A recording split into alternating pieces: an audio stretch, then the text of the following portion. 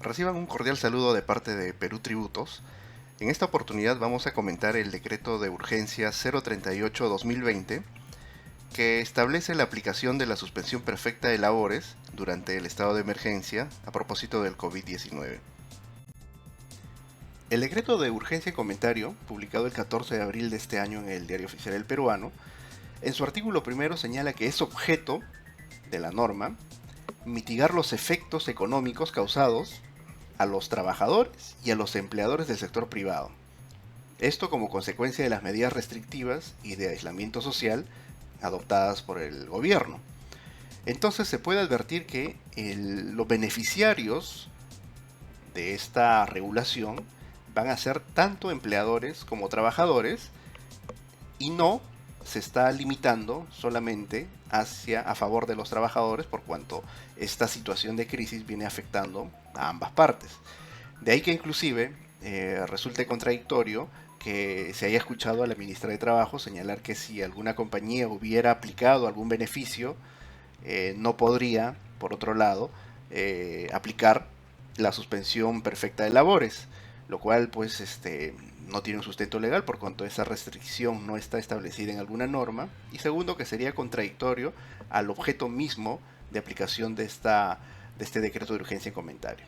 Por otro lado, esta norma que estamos desarrollando se ha dividido en dos grandes aspectos. Por un lado, las medidas para preservar el empleo, donde justamente está la regulación sobre la suspensión perfecta y la regulación sobre los trabajadores de riesgo.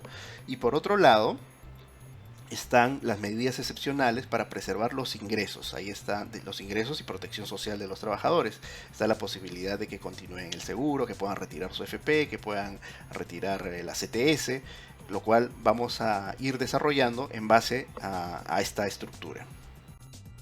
Respecto al grupo de normas destinadas para preservar el empleo, se han establecido tres puntos que tienen vinculación con mantener la relación laboral, la suspensión perfecta de labores y el tratamiento que se debe aplicar al grupo de riesgo. Las medidas que establece el decreto de urgencia en comentario está dirigida a aquellas empresas que no pueden implementar el trabajo remoto o que no pueden aplicar la licencia con goce de haber, pero por dos supuestos en especial. Es decir, no pueden aplicar este trabajo remoto o esta licencia con goce de haber o porque la naturaleza de sus actividades no lo permite o porque el nivel de afectación económica al 15 de abril de 2020 ha implicado una disminución, ¿no? Una situación que hace inviable que continúe la empresa.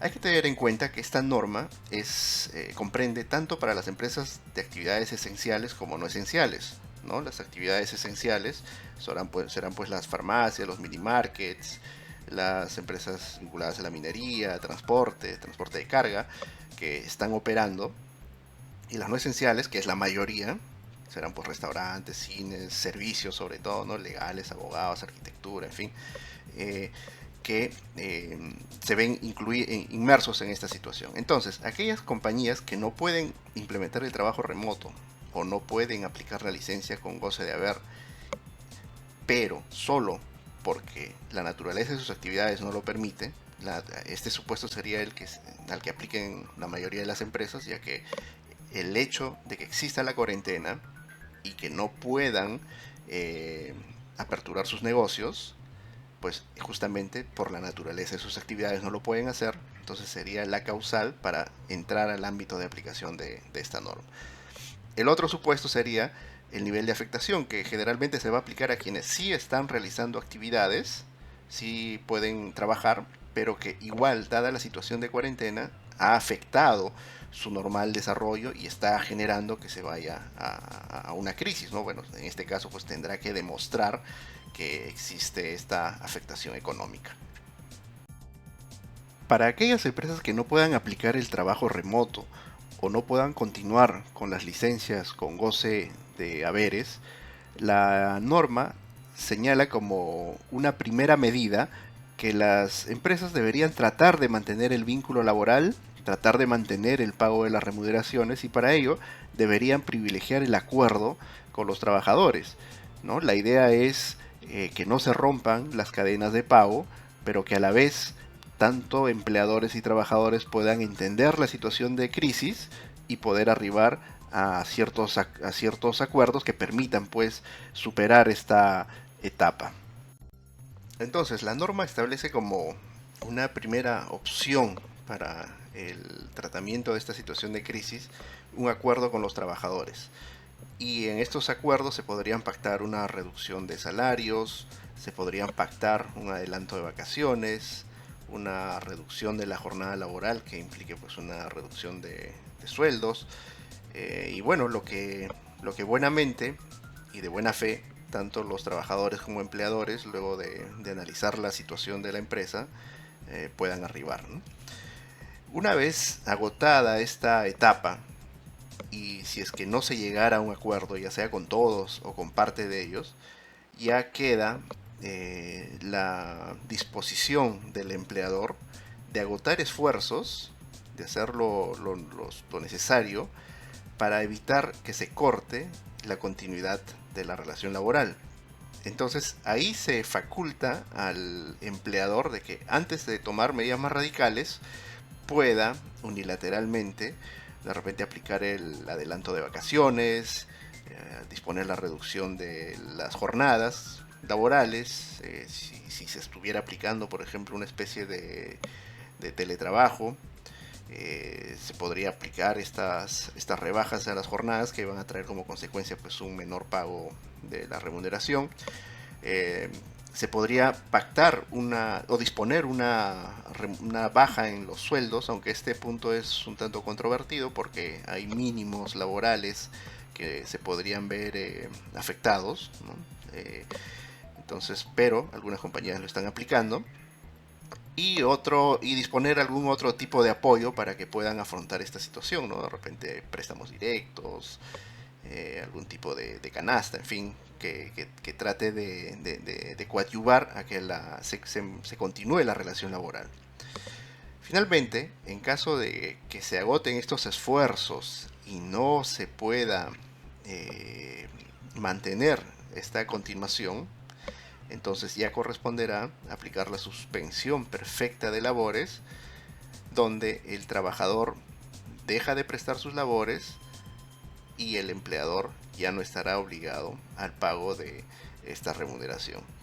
Hay que tener en cuenta que esta suspensión de labores también estuvo regulada por el Decreto Legislativo 728 en su artículo 15 y establecía la posibilidad de que se aplique esta suspensión en casos de fuerza mayor, y el Ministerio de Trabajo ya en varios pronunciamientos había señalado que un hecho de pandemia o el hecho de que por una norma se restrinja la operación de la empresa ya puedan calificar como hechos de fuerza mayor. Entonces, pero esta regulación del decreto de urgencia 038-2020 es una regulación especial aplicable a estos casos, a este caso en especial de la pandemia del COVID-19. Entonces, nos tenemos que ceñir a las reglas que se están estableciendo en esta norma específica. Luego de realizada esta reunión o esta propuesta de llegar a una conciliación con el trabajador, haya o no haya habido acuerdo, y luego de que el empleador haya dispuesto las medidas necesarias para tratar de conservar la continuidad laboral, estará facultado ahora a poder iniciar la suspensión perfecta de labores. Para ello, deberá comunicarlo primeramente al trabajador el inicio de la suspensión perfecta de labores, y luego deberá hacer otra comunicación al Ministerio de Trabajo. Esta comunicación va a tener la calidad de declaración jurada y se va a presentar de manera remota. Ya el formato está colgado en la página web del ministerio, donde se tiene que señalar los motivos por los cuales se está tomando esta suspensión perfecta, que son básicamente lo que ya hemos comentado y lo que dice la norma, ¿no? Que tiene que ser o porque hay una imposibilidad por el tipo de actividad o porque hay un detrimento en la economía que hace inviable que pueda continuar con sus relaciones. Entonces, se debe exponer estos motivos y se debe también demostrar, ¿no? Si es que, bueno, bastará citar a la norma que establece la cuarentena y que no califican como una empresa de servicios esenciales y por lo tanto no pueden operar, para demostrar pues el primer supuesto. Y si está en el segundo supuesto, tendrá que elaborarse de repente un estado financiero donde se evidencie pues la problemática de la economía de la empresa que hace inviable la continuación. Entonces, esta comunicación que se tenga que entregar de manera remota al ministerio va a estar sujeta a verificación. Esta verificación, según lo que dice el decreto de urgencia, va a tener un plazo de 30 días hábiles. Es decir, luego de presentada la comunicación, el ministerio tiene esa posibilidad de ir y verificar dentro del plazo de 30 días hábiles que la información entregada es correcta. Bueno, verificarán pues el giro, si realmente es o no una actividad esencial, y si se han ido por la segunda opción, verificarán pues la realidad de esos estados financieros o de ese reporte de deudas que se ha presentado en la solicitud. Luego de transcurrido estos 30 días hábiles y de efectuada la verificación, el ministerio tiene 7 días para emitir una resolución autorizando, diríamos confirmando o señalando que no procede la suspensión perfecta de labores. Sin embargo, hay que tener en cuenta que la suspensión perfecta de labores es una decisión unilateral del empleador, ¿no? Que se va a iniciar desde que se lo comunica al trabajador e inmediatamente se lo comunica al Ministerio de Trabajo. Pero esa decisión unilateral va a estar sujeta a que lo verifique el Ministerio de Trabajo y que lo confirme a través de una resolución. Para eso es que le dan la potestad de poder verificar la información dentro de estos 30 días hábiles y posterior a ello de emitir la resolución entre los 7 días hábiles siguientes. También es una realidad que, dada los abundantes solicitudes seguramente que se van a presentar por parte de los empleadores, no pueda abastecerse para atender todas. Entonces, probablemente haya muchos casos que no tengan esta resolución, que no sean revisadas ni verificadas por el ministerio. Entonces la norma ha señalado la posibilidad de que transcurrieron los 30 días sin verificación, luego los 7 días sin que se haya emitido alguna resolución, pues procederá el silencio administrativo positivo, que significa que la comunicación, que es una solicitud, ¿no?, de suspensión perfecta, va a quedar validada y va a tener plenos efectos jurídicos a través del silencio administrativo positivo. Si durante la verificación que realiza el Ministerio de Trabajo de la comunicación y de la documentación enviada advierte que no corresponde a la realidad, entonces podrá dejar sin efecto la suspensión de labores, ordenará el pago de la remuneración por todo el periodo que no se ha trabajado e incluso cuando corresponda va a disponer la reanudación inmediata de las labores. El plazo de vigencia de la suspensión perfecta establecida por este decreto de urgencia 038-2020 es distinto al plazo establecido por la norma general, que es el decreto legislativo 728. La norma general establece que podrá aplicarse la suspensión perfecta hasta por 90 días. Sin embargo, esta norma específica ha señalado un plazo distinto, ¿no? Ha señalado que se podrá aplicar hasta 30 días después de determinada la emergencia sanitaria.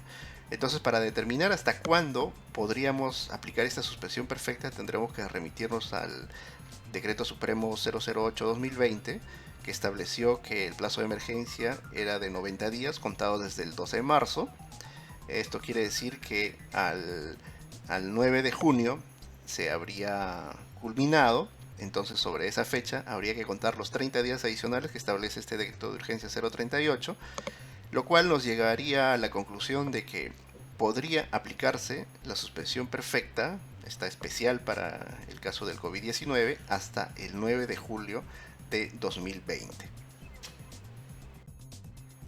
El decreto de urgencia 038-2020 que venimos comentando también establece una regulación para el trabajo del grupo de riesgo.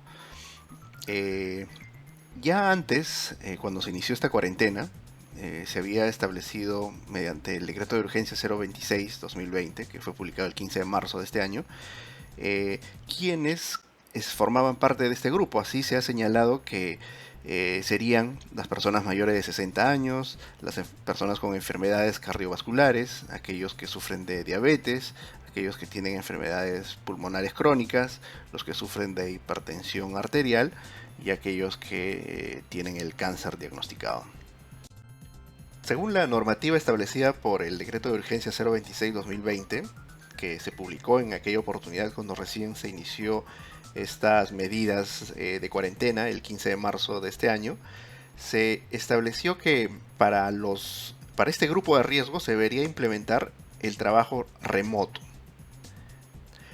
Si es que no fuera posible aplicar el trabajo remoto, la norma señalaba que se debería conceder una licencia con goce de haber sujeta a compensación posterior y no establecía ninguna otra salida salvo esta licencia con goce de haber. Ahora, con la reciente publicación de este decreto de urgencia 038 que estamos comentando, la norma señala que los empleadores que se vean imposibilitados de cumplir con la licencia con goce de haber o con el trabajo remoto pueden adoptar las medidas necesarias para mantener la vigencia del vínculo laboral, mantener el pago de las remuneraciones y en todo caso privilegiar el acuerdo con los trabajadores. Pero lo curioso es que ahora la norma señala pueden. Ya no es tan restrictiva como la normativa anterior, que no daba otra salida más que la licencia con goce de haber. Entonces esta palabra pueden podría habilitar a que las compañías que tengan trabajadores dentro de este grupo de riesgo pues puedan tomar algunas medidas más radicales que simplemente seguir cumpliendo con la licencia con goce de haber, ¿no? Es lo que está facultando con esta nueva regulación el decreto de urgencia 038-2020. En la segunda parte del video con los comentarios al decreto de urgencia 038-2020 continuaremos el desarrollo de las medidas excepcionales para preservar los ingresos y la protección social que establece esta norma.